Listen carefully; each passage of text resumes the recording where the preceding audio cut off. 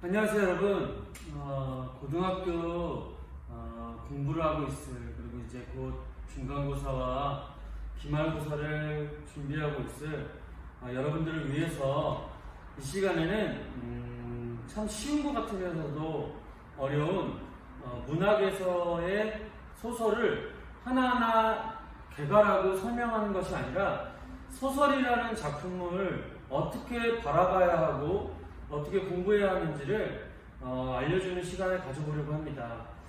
소설은 시와 달리 가장 큰 차이점은 길지요. 솔직히 말하면 시험 문제 푸는데 짧다고 느껴지는 시보다는 훨씬 길고 이해하기도 어려워 보여요. 그러면 시는 이전에 알려줬던 노하우로 단어의 긍정, 부정으로 파악하면 이해가 쉽을 수 있겠지만 소설은 그렇게 해서는 이해하는데도 시간이 오래 걸리고 어렵습니다. 그러면 어떻게 소설을 준비할 것인가? 그리고 과연 어디에서 소설이 나오며 소설이 또 어느 부분이 나올지도 알 수 없는 수능에서는 어떻게 이 문제를 해결해 나가며 문제를 풀 것인가에 대해서 이 시간 한번 이야기를 해보려고 합니다. 소설이요. 소설이라고 하는 것은 가장 먼저 문학이기 때문에 어떠한 시인이나 작가가 말하고자 하는 말을 담기 위하여 어떤 장소나 어떤 상황이나 어떤 소재를 이용해서 창의적인 스토리를 만들어 나가는 건데요. 사실에 입각했을 수도 있고요. 하지만 문제는 뭐냐면 말하고자 하는 메시지가 있다는 거죠. 그리고 또 하나는 스토리가 있다는 거예요. 스토리. 저는 소설이라는 문제를 풀며 있어서 이 스토리가 가장 중요하다고 생각합니다. 스토리. 이 스토리라는 것은 기승전결 또는 발단전개, 위기, 절정, 결말과 같은 흐름이라는 게 있다는 거예요. 그리고 흐름에 있어서 중요한 역할을 하는 게 두 가지 있다면 정서나 분위기가 있겠고요. 또 한 가지가 있다면 가장 중요시 여길 인물 또는 인물의 관계죠. 왜냐면요 여러분,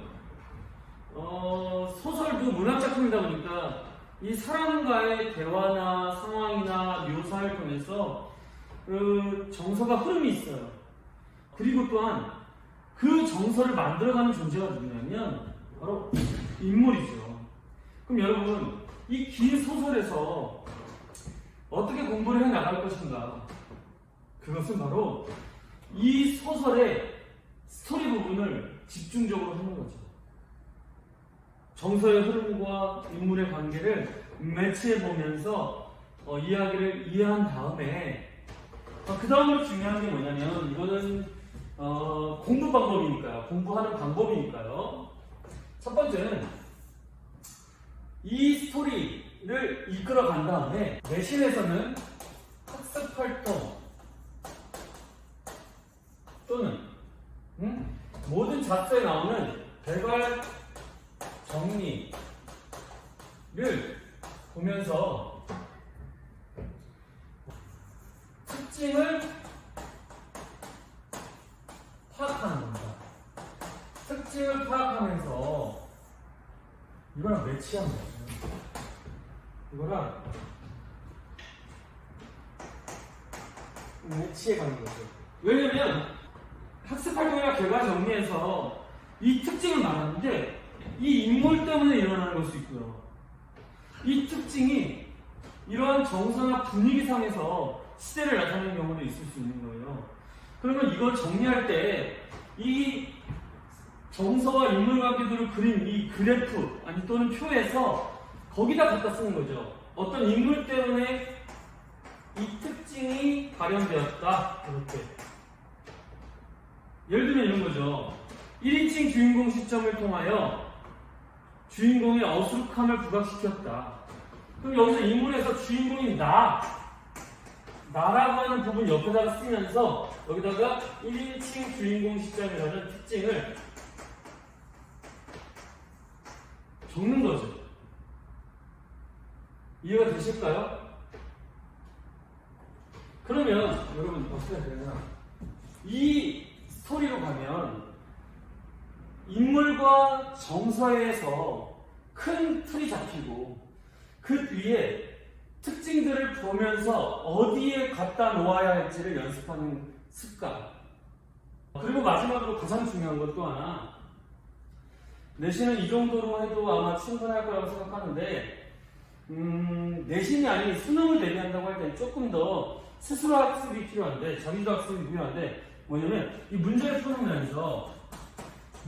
풀면서 항상 얘기했던 거, 이것은 오답노트 또는 이 오답노트를 선생님이 뭐라고 표현하는 게 좋아한다고 했죠? 자습서화라고 하죠.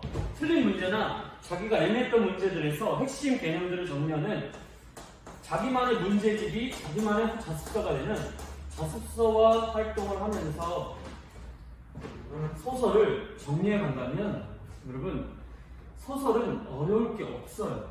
사실은 이걸 다 외우라는 걸까요? 아니요. 시험에 나오는, 즉 모의고사 같은 데 나왔던 작품들을 보면서 소설을 바라보는 실력이 느는 거지, 수능에 나올 만한 작품들을 달달달 외워서 풀라는 게 아닙니다. 여러분들이 나중에 처음 보는 작품을 보더라도 스토리, 인물, 특징, 이것을 가지고 또한 문제 안에서 정보를 얻어낼 때 여러분들이 처음 보는 작품, 소설도 풀어낼 수 있게 되는 거죠.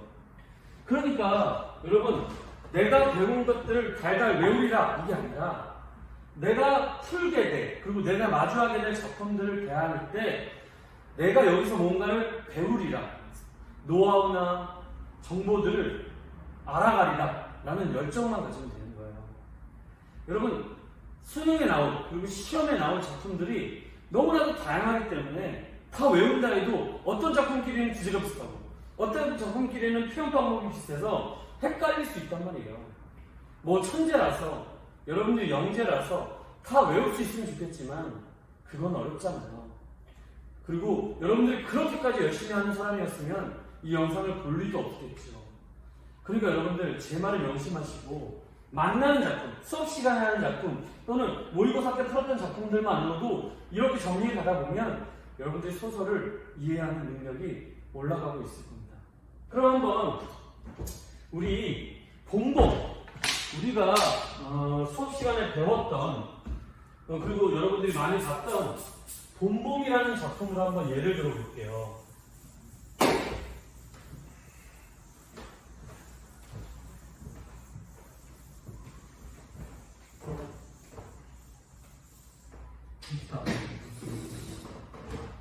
첫 번째, 여러분, 본봉이라는 작품의 제목에서 정보를 얻어야 되는 건 기본이에요. 근데 이거는 나중에 할게요. 오늘은 소설의 핵심 틀을 먼저 한번 짚고 넘어가려고 하니까요. 우리가 배운 본봉은요, 인물 관계도가 중요하다고 했죠. 인물 관계도에 누가 있나요? 나라고 하는 주인공이 있죠. 우리 주인공, 나를 사랑하는 정순이가 있어요. 근데 이 정순이를 여기다가 그리는 이유는 나중에 설명할게요. 그리고 신기하게 이 두 사람의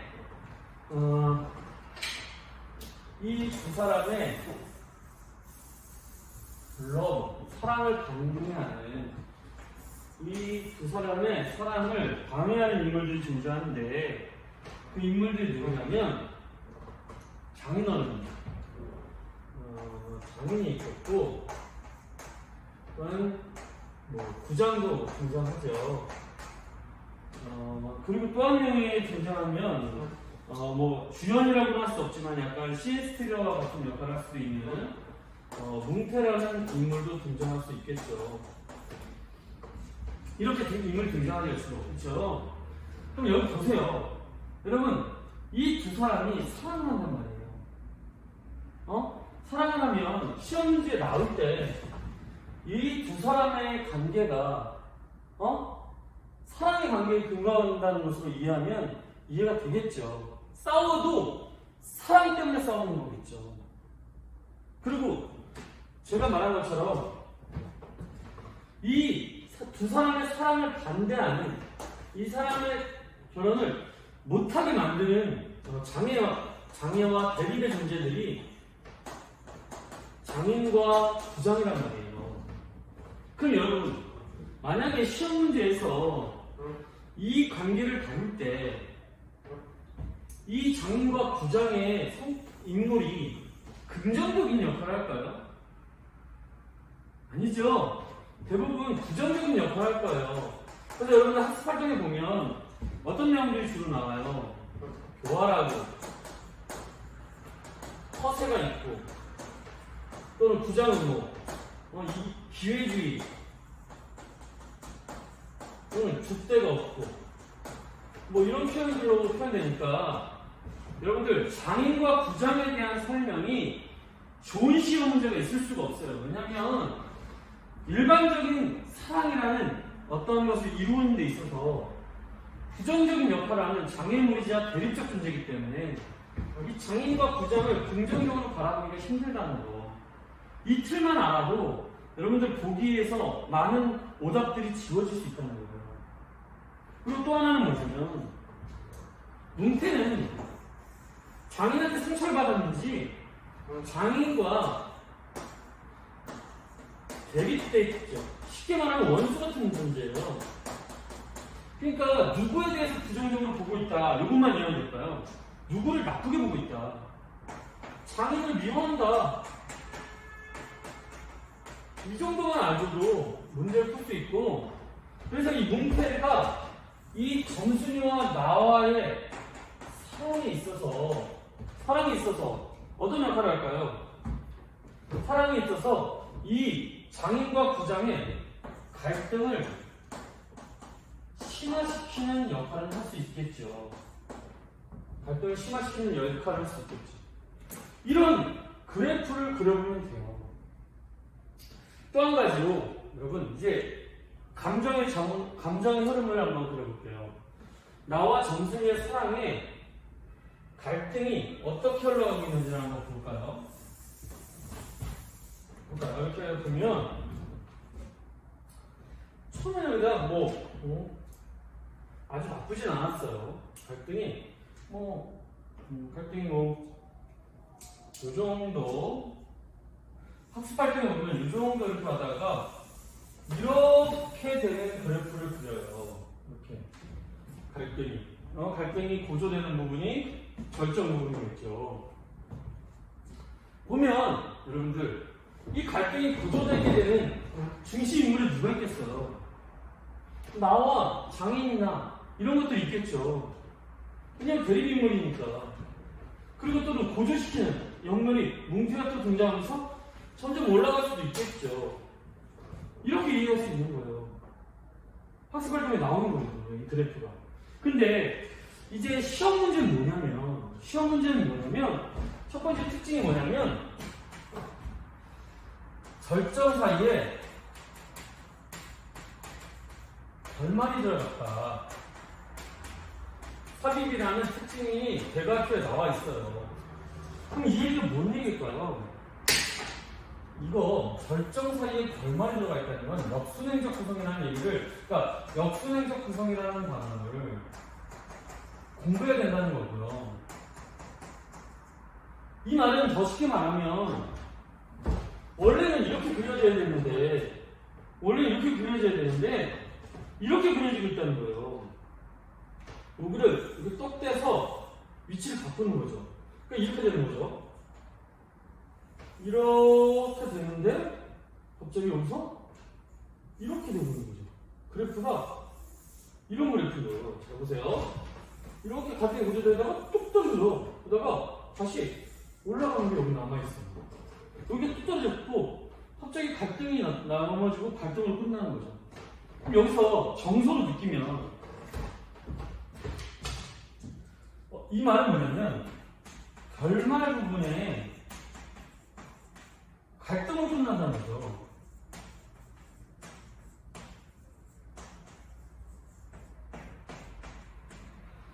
결말에 갈등으로 끝난다는 거예요. 이 말은 뭐예요? 그냥 이것만 알아도 문제를 풀 수 있는데 이상하다. 원래는 발단 연계 위기 결정 결말에서 해소가 되는 부분으로 끝나게 되어 있는데 일부러 이 사람이 절정 사이에 결말을 집어넣었다는 말은 뭐냐면 결말이 갈등으로 끝나면 갈등이 해소되지 않는다는 걸 보여주고 싶은 거죠. 그런 것들이 시험에 나오는 거예요. 특징들. 또 하나의 특징이 뭐예요? 여러분, 여기서 여러분들이 중요시 여기는 게 정순이죠. 정순이는 왜 선생님이 여기다 놨을까요? 나와 정순이가 사랑하는 사이가 같은 선상에 써도 되는데 선생님이 이 중간에다가 애매하게 위치했어요. 그 말은 뭐냐면 학습 활동에 보면 뭐가 나오죠? 이중적 성격이 나타난다 라고 했던 부분. 왜냐하면 원래는 대부분 나를 부추기면서까지 결혼을 원했던 정순이가 중요한 순간에 어떤 행동을 하냐면 장이 편을 드는 거죠. 이 부분이 나오면 또 정리한 거죠. 이번에 정순이의 이중적 태도 뭐 이렇게 써놓는 거죠. 그러면 지금 여기 이중적 태도라는 말이 어려운 말이긴 하지만 이것 또한 인물에 관련된 문제잖아요. 그렇죠? 정순이와 관련된 거니까 이 관계에서 여기다 쓰는 거죠. 이렇게 이중적 태도라고요. 이중적 태도라고 쓰고 여기를 설명해 나가는 거죠. 정순이가 이중적 태도를 어떻게 보이죠? 사랑과 결혼에 있어서 주로 적극적이면서도 당돌하면서도 나를 결혼으로 이끌려고 노력을 하지만 정작 싸우는 순간에 이것을 뭐라고 표현하면 유교적 관념을 선택했다 또는 뭐 효도를 선택했다라고도 이해할 수 있는 부분인데 사랑하는 나를 편들다가도 중요한 순간에 이중적 태도 두 가지 모습을 보이는데 또 다른 표현을 보이는데 그게 뭐냐? 아빠 편을 드는 거죠. 유교적 관념 또는 효 그쪽을 선택하는 이상한 모습을 보이면서 이 이상한 모습을 통해서 누가 더 절망하게 되냐면 나라는 주인공이죠. 만약에 여러분들 이것들을 시대의 상을 반영한다고 생각해보세요. 나는 소작입니다. 나는 그 당시에 핍박당하는 농민이다 라고 가정한다고 한다면 보기에 시험 문제에 나는 그 당시에 행행하던 뭐 소작인의 모습을 나타낸다 그 당시에 평범한 농민들의 삶을 나타낸다 이런다면 이 나의 어리숙한 거와 나가 뒤통수 맞고 나가 상처받는 이 모든 것들이 그 당시에 소작인들의 슬픔과 고통 또는 그 당시에 농민들의 힘든 삶의 모습을 드러낸다고 할 수 있겠죠. 이렇게 응용해서 푸는 거예요. 문제 보기에 반드시 나올 거예요. 시대 상황을 반영한다고 했을 때 농민으로 본다 또는 소작인의 모습으로 본다 라고 전제해 줄 거니까 우리는 그 안에서 뒤통수 맞은 나를 가지고 문제를 풀면 되는 거죠. 갈등이 해소되지 않는 힘든 나로 문제를 응용하여 풀면 되는 거예요. 이렇게 인물의 관계도와 다시 할게요. 인물의 관계도와